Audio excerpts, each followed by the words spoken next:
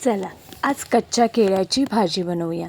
त्यासाठी मी 2 कच्ची केळी स्वच्छ धुवून त्याची साल काढून घेतली। 2 हिरवी मिरची आणि 1 मोठा कांदा। मी 2 मीडियम कांदे घेतले, तुम्ही 1 मोठा कांदा घेतला तरी चालेल। आणि त्यानंतर कांदा असा बारीक चिरून घ्यायचा आहे आणि हिरवी मिरचीही बारीक चिरून घ्यायची आहे। तुम्हाला जास्त तिखट हवं असेल तर तुम्ही अजून 2 हिरव्या मिरच्या घेतल्यात तरी चालतील। त्यानंतर मी दाखवल्याप्रमाणे तुम्ही केळ्याच्या फोडी करून घ्या। या अशा प्रकारे जरा मोठ्या केळ्याच्या फोडी केल्या तरीही चालतं। केळ्याची भाजी शिजायला जास्त वेळ लागत नाही, 10 मिनिटात होणारी ही भाजी आहे आणि होतेही पटकन। झटपट होणारी भाजी सकाळी टिफिनसाठी किंवा तोंडी लावण्यासाठी केळ्याची भाजी हा उत्तम पर्याय आहे। तर त्यानंतर केळ्याच्या फोडी आपण धुवून घेतल्यात। तुम्हाला जर धुवून घ्यायचे असेल त्याचा चीक जावा यासाठी मी त्या धुवून घेते। कढई ठेवली आहे गॅसवर आणि कढई गरम झाली की 1 चमचा तेल टाकून घ्यायचं आहे आणि थोडीशी मोहरी टाकायची आहे। मोहरी तडतडली की कांदा आणि मिरची जी आपण बारीक करून ठेवली आहे ती टाकून चांगली परतून घ्या।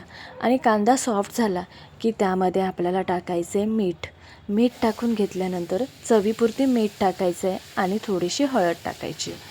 हळद टाकल्यानंतर हे परत आपल्याला चांगलं परतून घ्यायचं आहे। भाकरीसोबत ही केळ्याची भाजी खूप छान लागते। पर्सनली तर मला भाकरीसोबत ही खूप आवडते। तुम्ही एकदा नक्की ट्राय करून बघा आणि कशी झाली आहे कमेंट करून नक्की सांगा।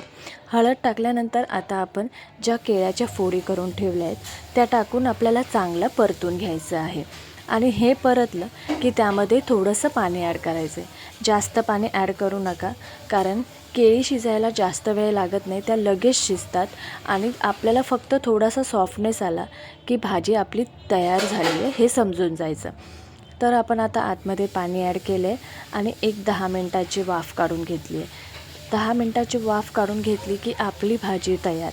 त्यानंतर थोडंसं खोबरं टाकून घ्यायचं आहे आणि आपली भाजी तयार झाली आहे। ही बघा अशा प्रकारे ही आपली भाजी तयार आहे। त्यामध्ये आपण खोबरं टाकायचं आहे आणि ही भाजी सर्व करायला रेडी। 10 मिनटात होणारी ही भाजी एकदा नक्की ट्राय करून बघा आणि कशी झाली आहे कमेंट करून नक्की सांगा।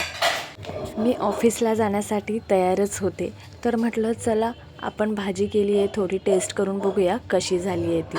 आणि त्याची चव अप्रतिम झाली होती। टोमॅटोचं सार, भात आणि त्यासोबत केळीची भाजी जी अतिशय सुंदर लागते। एकदा नक्की ट्राय करून बघा। थँक्यू।